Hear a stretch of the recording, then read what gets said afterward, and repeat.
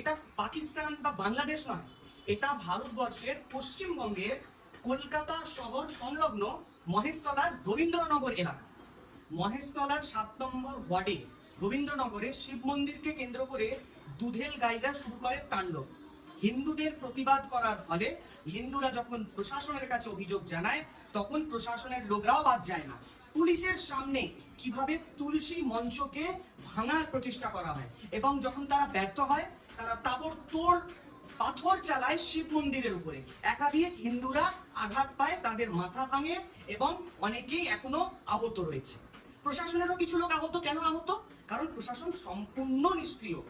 RAF নামানো হয়েছে, কয়েকশো পুলিশ, তারা শুধুই নীরব ভূমিকা পালন করছে, সামনে দাঁড়িয়ে আছে, কিন্তু একটি লুঙ্গি বাহিনীকে ধরার ক্ষমতা নেই। কেন?